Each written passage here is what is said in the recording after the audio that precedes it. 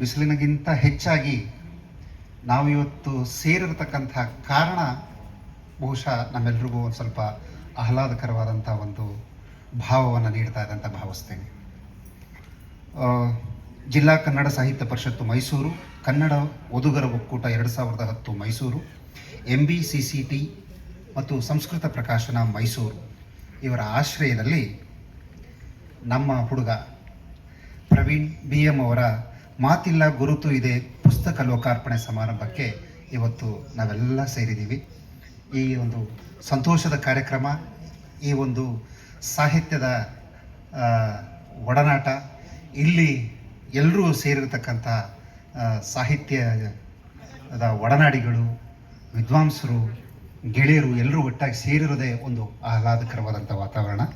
ಈ ಕಾರ್ಯಕ್ರಮಕ್ಕೆ ನಿಮ್ಮೆಲ್ಲರಿಗೂ ನಾನು ಸ್ವಾಗತಿಸ್ತಾ, ಭಾಷೆ ಮತ್ತು ಸಾಹಿತ್ಯ ಬಹುಶಃ ಮಾನವ ಕುಲದ ಬೆಳವಣಿಗೆಗೆ ದೊಡ್ಡ ಅಡಿಪಾಯ.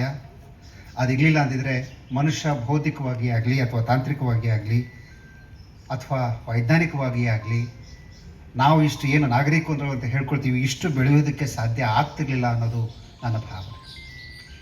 ಮಾತು ಬೆಳ್ಳಿ, ಮೌನ ಬಂಗಾರ.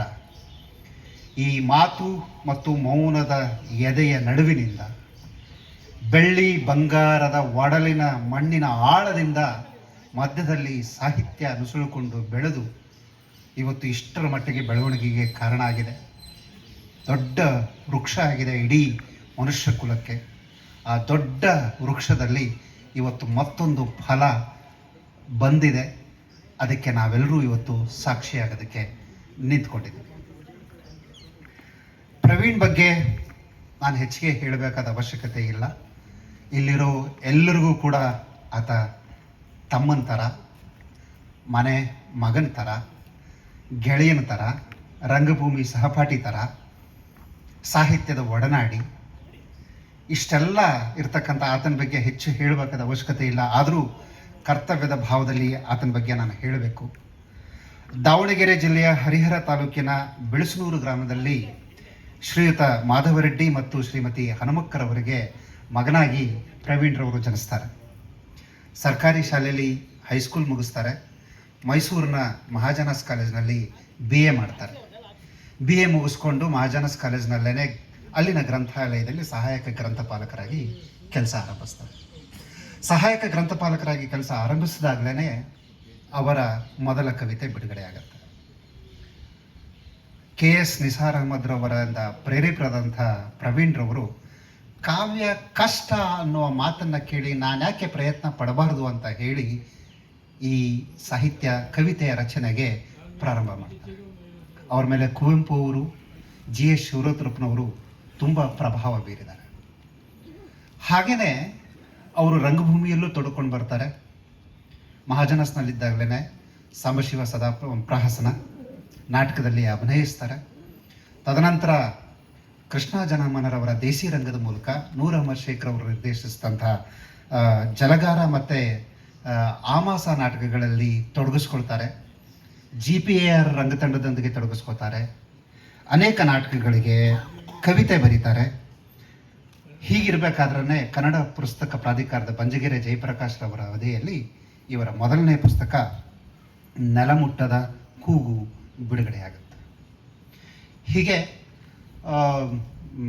ಹೇಗೆ ಹೇಳಬೇಕು, ಎಲೆಮರೆಯ ಕಾಯಿಯಾಗಿ ಯಾರೂ ಈತನನ್ನು ನೋಡಿದರೆ ಆ ಥರದ ಮನುಷ್ಯನೇ ಅಲ್ಲ ಅನಿಸುವಂಥ ವ್ಯಕ್ತಿಯಾಗಿಯೂ ಕೂಡ ಆತ ಬಂಡಾಯಕ್ಕೆ ದನಿಯಾಗ್ತಾ ಹೋಗ್ತಾನೆ. ಬಂಜಗೆರೆ ಜಯಪ್ರಕಾಶ್ ಅವರು, ಬರಗೂರು ರಾಮಚಂದ್ರಪ್ಪನವರು, ಚೆನ್ನಣ್ಣ ವಾಲಿಕಾರ್ ಅವರು, ಹೊರೆಯಾಲ ದೊರೆಸ್ವಾಮಿ, ಕಾಳೇಗೌಡ ನಾಗವಾರ ಇವರೆಲ್ಲರ ಬಂಡಾಯ ಸಾಹಿತ್ಯ ಮತ್ತು ಚಟುವಟಿಕೆ ನಮ್ಮ ಪ್ರವೀಣ್ರವ್ರ ಮೇಲೆ ತುಂಬ ಆಳವಾದ ಪ್ರಭಾವ ಬೀರುತ್ತೆ. ಹಾಗೆಯೇ ಅವರ ಸಾಹಿತ್ಯದಲ್ಲಿ, ಕವಿತೆಗಳಲ್ಲಿ ಆ ಬಂಡಾಯದ ದನಿ ನಾವು ಕಾಣಬಹುದು. ಗೊತ್ತಿಲ್ಲ, ಲೋಕಾರ್ಪಣೆ ಮಾಡೋದಕ್ಕೂ ಮೊದಲು ಅವರ ಕವಿತೆ ಸಾಲುಗಳನ್ನು ಓದಬೇಕು ಬೇಡವೋ ಗೊತ್ತಿಲ್ಲ. ಆದರೆ ಹೋಗ್ತಾ ಇರಬೇಕಾದ್ರೆ ಒಂದೆರಡು ಸಾಲು ಕಾಣಿಸ್ತು, ಹೇಳಬೇಕು ಅನ್ನಿಸ್ತಾ ಇದೆ. ತಪ್ಪಾದರೆ ಕ್ಷಮಿಸಿ. ಮೂಡಿದ ಮಾತಿಗಿಂತ 10 ಪಟ್ಟು ಬೆಚ್ಚಿಸಿತ್ತು ಬೆರಳು ಮುಷ್ಟಿ ಬಿಗಿದ ಸೆಳೆತ, ಯಾವುದೇನೂ ಅಲ್ಲದೆ ತೃಣದಷ್ಟು ಕೃಶ, ಜೀವಿ ಆಳುವೂ ಅಲ್ಲ, ಎತ್ತರವೂ ಅಲ್ಲವೇ ಅಲ್ಲ. ಅವರ ಕವನ ಸಂಕಲ ಮಾತಿಲ್ಲ ಗುರುತು ಇದೆ. ಬಹುಶಃ ಟೈಟಲ್ಲು ಮತ್ತು ಈ ಸಾಲುಗಳು ಬಹಳಷ್ಟು ನಂಟನ್ನು ಹೊಂದಿದ್ದಾವೆ, ಅದರ ಆಳವನ್ನು ಹೇಳ್ತಾ ಇದ್ದಾವೆ. ಹಾಗೆ ಇನ್ನೊಂದು ಕಡೆ ಹೇಳ್ತಾರೆ, ಮಣ್ಣಾಗುವುದೆಲ್ಲ ಬರೀ ಜೊಳ್ಳಿನ ಮಾತು, ತಲೆಗಳ ಮೇಲೆ, ಆಕಾಶದ ಮೇಲೆ, ತಾರೆಗಳ ಮೇಲೆ ಹೊದಿಕೆಗಳು ಅಡ್ಡಾದಿಡ್ಡಿಯಾಗಿ ನುಸುಳುತ್ತವೆ ದಂಡುಕೋರರಂತೆ. ಪುಸ್ತಕದ ಬಗ್ಗೆ, ಕೃತಿ ಬಗ್ಗೆ ಮಾತಾಡ್ತಾರೆ, ಅಷ್ಟು ಮಾತಾಡೋಷ್ಟು ನಾನು ಇದಲ್ಲ. ಆದರೂ ನನ್ನನ್ನು ಆಕರ್ಷಿಸಿದಂಥ ಹೇಳಲೇಬೇಕಾದಂಥ ಇಷ್ಟು ಸಾಲುಗಳು ನಾನು ಹೇಳ್ತಾ ಇದ್ದೆ. ಮಾತಿಲ್ಲ ಗುರುತು ಇದೆ.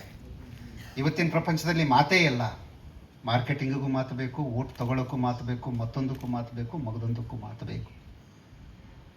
ಹೀಗಿರುವಾಗ ಎಷ್ಟೋ ಜನಕ್ಕೆ ದೊಡ್ಡ ವರ್ಗ ಮಾತನ್ನೇ ಆಡದೆ ಎಲ್ಲವನ್ನೂ ಅನುಭವಿಸ್ಕೊಂಡು ಬರ್ತಾ ಇದೆ. ಅಂಥವ್ರಿಗೊಂದು ಗುರುತು ಇದೆ ಅನ್ನೋದನ್ನು ತಮ್ಮ ಟೈಟ್ಲಲ್ಲಿ ಹೇಳ್ತಾ ಇದ್ದಾರೆ.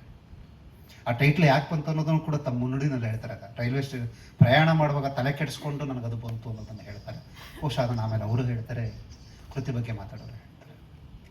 ರಿಲೆವೆನ್ಸಿ ಮತ್ತು ಆ ಭಾವದ ಆಳ, ನೋವಿನ ಧ್ವನಿ ಇವೆಲ್ಲವೂ ಕೂಡಿ ಇವತ್ತು ಮಾತಿಲ್ಲ ಗುರುತು ಇದೆ ಎಂಬ ಪುಸ್ತಕದ ರೂಪವಾಗಿ ಹೊರಗೆ ಬಂದಿದೆ. ನಾವೆಲ್ಲರೂ ಇದಕ್ಕೆ ಸಾಕ್ಷಿಯಾಗದಕ್ಕೆ ಬಂದಿದ್ದೀವಿ. ನಮ್ಮ ಹುಡುಗ, ನಮ್ಮ ಗೆಳೆಯ, ನಮ್ಮ ಅಣ್ಣ, ನಮ್ಮ ತಮ್ಮಂತರ ಇರ್ತಕ್ಕಂಥ ಪ್ರವೀಣನ ಈ ಒಂದು ಪುಸ್ತಕಕ್ಕೆ ಶುಭಾಶಯವನ್ನು ಕೋರ್ತಾ, ವೇದಿಕೆ ಮೇಲಿರೋ ಎಲ್ಲ ಗಣ್ಯರ ಅನುಮತಿ ಪಡಿತಾ ಕಾರ್ಯಕ್ರಮವನ್ನು ಆರಂಭ ಮಾಡ್ತಾ ಇದ್ವಿ. ಮೊದಲಿಗೆ ನಾಡಗೀತೆಯೊಂದಿಗೆ ಕಾರ್ಯಕ್ರಮ ಪ್ರಾರಂಭ ಆಗುತ್ತೆ. ದೇವಾನಂದ ಅವರ ಪ್ರಸಾದ ಅವರಿಂದ.